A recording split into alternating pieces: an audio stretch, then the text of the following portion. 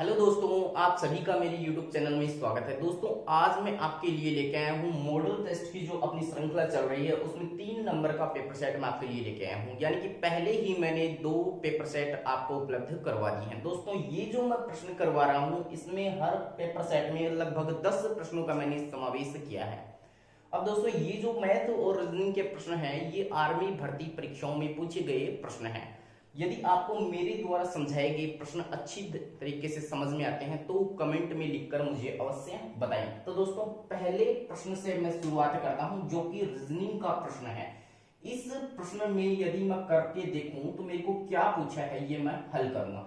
अब मैं देखूं, सबसे पहले आपको ऐसा प्रश्न दिखे, आप उस प्रश्न में अंतर करके देखें। तो मैं इनका अंतर करता हूं, मेरे पास आया 3। यदि मैं इनका अंतर कर दूं तो मेरे पास आ गया 5। फिर वापस मैं इनका अंतर करूं तो मेरे पास आया 7 और इनका मैं अंतर करके देखूं तो मेरे पास आया 9। अब मैं इधर से देखूं तो 3 के बाद इसने एक संख्या छोड़ी, फिर क्या कर रहा है 5 कर रहा है। या फिर मैं ऐसे बोलूं 3 में 2 ऐड कर दिए 5 आ गए, 5 में 2 ऐड कर दिए 7 आ गए। अब मैं 7 में 2 ऐड कर दूंगा 9 आ जाएंगे और 9 में फिर 2 ऐड कर दूं तो मेरे पास जो यहाँ पर संख्या आएगी वो 11 आएगी। ये 11 आएगी, इसका मतलब इस और इस संख्या का अंतर कितना है 11 है। तो मैं इसमें ये 11 ऐड कर दूंगा। तो 24 में जब मैं 11 को जोड़ दूंगा तो मेरे पास आ जाएगा 35, जो कि इस प्रश्न का उत्तर हो जाएगा। यानी कि यहां पर जो संख्या आएगी वो क्या हो जाएगी 35 या फिर 35 हो जाएगी। अब प्रश्न नंबर 2 की बात करूं तो इसमें जहां भी देखूं वर्गमूल का साइन लगा रखा है इसने। इसका मतलब है, मैं बार बार आपको बोलता हूं कि आर्मी की जो बच्चा तैयारी कर रहे हैं उसको वर्गमूल और घनमूल याद होनी चाहिए। अब याद कहां तक होनी चाहिए तो मैं फिर से बता दूं, 1 से 30 तक उसको वर्ग याद होनी चाहिए और 1 से 15 तक उसको घन याद होनी चाहिए। अब मैं इस प्रश्न को, यदि मेरे वर्ग और घन याद हैं तो मैं कैसे हल करता हूं। मेरे को पता है इस 36 का क्या हो रहा है, ऊपर वर्गमूल का चिन्ह लग रहा है तो मैं 36 का वर्गमूल कर दूंगा तो आ जाएगा 6। फिर गुणा का चिन्ह है मैं लगा दूंगा। फिर 100 के ऊपर वर्गमूल है तो मैं 100 का वर्गमूल करूं तो मेरे पास आएगा 10। ऐसे ही मैं चिन्ह कौन सा लगा दूंगा, माइनस लगा दूंगा। एक बार मैं 16 को ऐसा का ऐसा लिख दूं, गुणा लगा दूं। यहां पर 225 के ऊपर वर्गमूल का चिन्ह लगाया, इसका मतलब 225 का वर्गमूल होगा और 225 का वर्गमूल होता है 15। ऐसे ही यहां पर 64 के इसने वर्गमूल लगा रखा है तो वर्गमूल का मतलब है 64 का कितना हो जाएगा 8 हो जाएगा। प्लस का चिन्ह है तो मैं 1 लगा दूंगा। अपन ने एक ट्रिक पढ़ी थी या फिर मैं बोलूं एक बेसिक नॉलेज है कि सबसे पहले यदि मैं सरलीकरण करूं तो भागु जोबा का नियम लगता है। कौन सा लगता है, भागु जोबा का। यानी सबसे पहले भाग सरल होता है, उसके बाद गुणा सरल होता है, फिर जोड़ और बाकी में चाहे कोई सा भी अपन कर सकते हैं। अब इसमें बात करूं तो सबसे पहले भाग सरल होगा तो मैं भाग सरल करूं तो 8 एकम 8 और 8 दूनी 16। अब इस 10 को मैं 6 से गुणा कर दूं तो आ गई 60। माइनस का चिन्ह लगा दिया, 15 2 से गुणा है तो मैं इनको गुणा करके लिख दूंगा 30। अब प्लस का क्या है, मेरे पास 1 है। सिंपल वे में इनको घटा के देखूं तो 60 में से 30 गई, बच गई 30 और 1 क्या हो रहा है इसमें जुड़ रहा है तो इसका योग हो गया 31। यानी कि इस प्रश्न का उत्तर हो गया 31। अगला प्रश्न नंबर 3 है जो कि एक सरल सा प्रश्न दिखाई दे रहा है, लेकिन इसमें पॉइंट ही पॉइंट डाल रखे हैं, यानी कि पॉइंट की इस प्रश्न में भरमार कर रखी है। अब मैं इसको सरल करके देखूं तो आप एक बार पॉइंट को भूल जाएंगे। यानी कि ये 15 है और ये क्या है 5 है तो मैं 15 को 5 से गुणा कर दूं तो 15 5 75 हो गई। अब मेरे को लगाना है इसमें पॉइंट लगाना है तो पॉइंट गिन के देखूं 1 और 2, 2 संख्याओं के बाद है तो 1 और 2 तो पॉइंट इसमें लग जाएगा यहां पर, इधर लग गया 0। प्लस का चिन्ह है ये मैंने यहां पर लगा दिया। दोस्तों, मैं पहले ही बात कर चुका हूं भागु जोबा के नियम की, यानी सबसे पहले भाग सरल करते हैं उसके बाद गुणा। तो मैंने अभी भाग को सरल किया ही नहीं है, गुणा तो मैंने एक साइड में सरल किया है। अब मैं इनकी बात करूं तो ये क्या लिखा हुआ है, इसने लिखा है 5.8 में भाग लग रहा है, किसका लग रहा है 2.9 का लग रहा है। अब मैं यदि या तो पॉइंट से पॉइंट काट दूं या फिर मैं सीधा भी इनको काट सकता हूं। ये दोनों कट गए, कितना आ गया 2 आ गया। यानी कि 29 दूनी 58 होते हैं और पॉइंट सेम जगह पे लगा है तो कोई फर्क नहीं पड़ेगा पॉइंट का। तो यहां से ये क्या हो गया 0.75 प्लस 2 अब मैं इन दोनों को ऐड कर दूं तो मेरे पास आ गया 2.75, यानी कि इस प्रश्न का उत्तर हो गया 2.75। अब प्रश्न नंबर 4 की मैं बात करूं तो प्रश्न नंबर 4 में दे रखा है कि 12 और 16 का सबसे बड़ा कॉमन फैक्टर क्या है। अब दोस्तों इसमें ये जो कॉमन फैक्टर दे रखा है ये सिर्फ घुमाने के लिए दे रखा है। कॉमन फैक्टर का मतलब है उस संख्या में में से ज्ञात करना है, या फिर उस संख्या में, यानी कि ये दोनों जो संख्याएं हैं इन संख्याओं में बड़ी से बड़ी एक ऐसी संख्या निकालनी है कि वो जो अपन जो संख्या निकालेंगे उस संख्या का इसमें भी भाग जाएगा और इसमें भी भाग जाएगा, लेकिन वो इनसे बड़ी तो हो नहीं सकती, तो इनसे छोटी होगी। तो मैं ऐसे बेसिक नॉलेज के ऊपर करके देखूं तो सम संख्या है, इसका मतलब वो सम संख्या तो होगी, तो एक 2 ले लूं मैं और फिर 4 ले लूं फिर 6 ले लूं, ये संख्या मैं एक बार लेके देखूं तो 2 का भाग इसमें भी जाता है इसमें भी जाता है, यानी कि ये तो कॉमन फैक्टर है। लेकिन क्या पता 4 भी हो सकता है, तो 4 का भाग इसमें जाता है, 4 ते 12 4 चौक 16, तो ये भी कॉमन फैक्टर है। अब मैं 6 का और लगा के देख लूं तो 6 तो नहीं 12, लेकिन इसमें नहीं जा रहा भाग, तो इसका मतलब उत्तर हो गया 4। अब इस प्रश्न को यदि मैं बेसिक से करके देखूं तो कॉमन फैक्टर का जो मतलब है वो है में से, यानी अपन को में से या फिर HCF या फिर महत्तम समावर्तक ज्ञात करना है। अब मैं वो ज्ञात करके देखूं तो में से का मतलब है, मैंने बार बार बताया कि में से हमेशा अलग अलग निकलता है, में से हमेशा अलग अलग निकलता है, यानी कॉमन फैक्टर का मतलब इनमें कॉमन ले लें। अब मैं इसमें 2 का भाग लगाऊं तो 6 आ गया, फिर 2 का लगाया तो 3 आ गया, फिर 3 का लगाया 1 आ गया। अब इसमें 2 का लगाऊं तो 8 आ गया, फिर 2 का तो 4, फिर 2 का तो 2 और फिर 2 का लगाया 1 आ गया।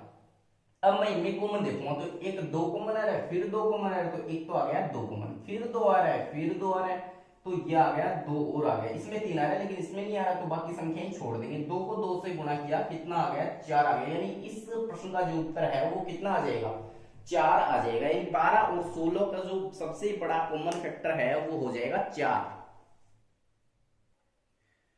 अब प्रश्न नंबर 5 है 9,425 रुपए की राशि को ABC में 7:9:13 में विभाजित करने पर C का हिस्सा ज्ञात करें। यानी कि मैं सीधे वे में बोलूं तो ये जो 9,425 रुपए है ये मान लो एक पिता के पास संपत्ति है और उसके 3 बेटे हैं A, B और C। तो एक का नाम A, दूसरे का B, तो तीसरे का C। 3 बेटे हैं, उनमें 7:9:13 में इस संपत्ति का क्या करना है विभाजन करना है, 7:9:13 में। और अपने को ज्ञात क्या करना है C का हिस्सा ज्ञात करना है, यानी कि इसका हिस्सा अपने को निकालना है, इस C का हिस्सा अपने को निकालना है। सबसे पहले तो मैं बात करूं कि कुल राशि कितनी है, तो 9,425 रुपए कुल राशि है।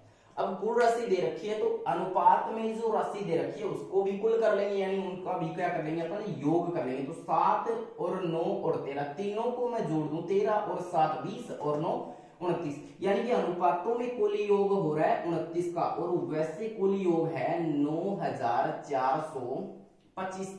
तो मैं यहां से एक डिजिट की वैल्यू निकालूं तो इसमें भाग लगेगा 29 का, यानी कि मैं 29 से इससे काटूं तो 29 या 87, फिर बच गया मेरे पास 7 और 2, 29 दूनी 58 और फिर बच गया 14, तो फिर आ गया 29 पंजो, यानी कि एक डिजिट की वैल्यू मेरे पास आ गई 325।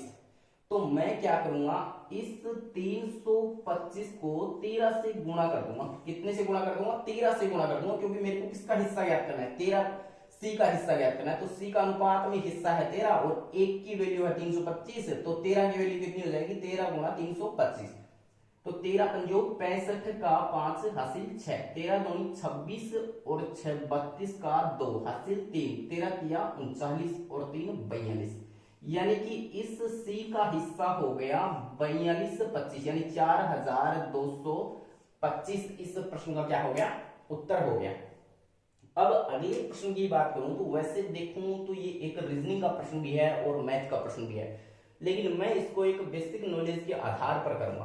प्रश्न में क्या बोल रहा है कि एक कार दिल्ली से आगरा के लिए रवाना हुई, तो मैं ये लिखूं कि ये तो है दिल्ली और इधर जाऊं तो ये क्या है आगरा।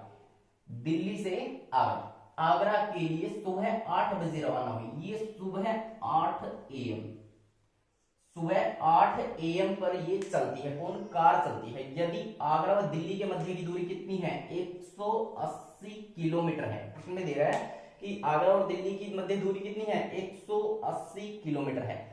अब बोल रहा है और कार की गति 40 किलोमीटर प्रति घंटे, यानी कि यहां से जो कार चल रही है उस कार की गति कितनी है, 40 किलोमीटर प्रति घंटे, यानी कि एक घंटे में वो 40 किलोमीटर की दूरी करती है तय। यानी कि ये जो घंटा है यहाँ पर एक है, तो एक घंटे में 40 किलोमीटर की दूरी कौन करती है, कार तय करती है। तो 8 बजे कार चले, कितने बजे, 8 बजे कार चले, तो ये मान लो बज गए 9, यहां से यहां तक की दूरी इसने तय कर ली 40, फिर ये बज गए 10, और यहां से यहां तक की 40 और करेगी तो कितना हो जाएगा, 80 हो जाएगा, फिर 40 और करे तो 120 हो जाएगा, 11 बज गए, फिर ये और करे तो 12 बजे इसमें 40 और जोड़ कर दूं तो कितना हो गया, 160 किलोमीटर हो गया। अब बची दूरी कितनी, सिर्फ 20 किलोमीटर, और एक घंटे में बोल रहा है कितनी जाती है, 40 किलोमीटर। यदि एक घंटे में 40 किलोमीटर जाती है तो 20 किलोमीटर जाने के लिए वो कितना समय लगेगी, मात्र 30 मिनट या फिर आधा घंटा लगेगा। तो मैं यहाँ पे बोलूं कि ये यहाँ पर 180 किलोमीटर की जो दूरी है वो कितने बजे, 12:30 बजे पहुंच जाएगी।